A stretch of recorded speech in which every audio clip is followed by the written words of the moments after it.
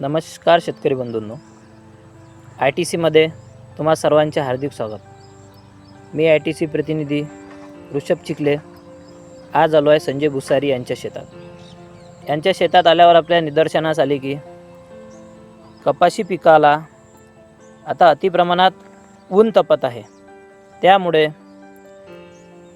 जमीन ही ओली आहे।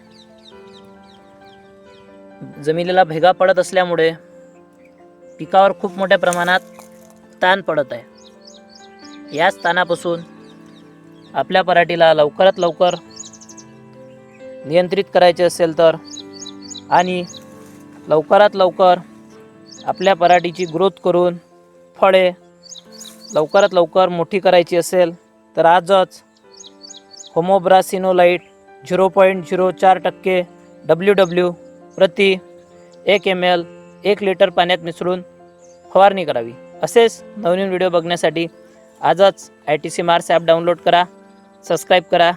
धन्यवाद।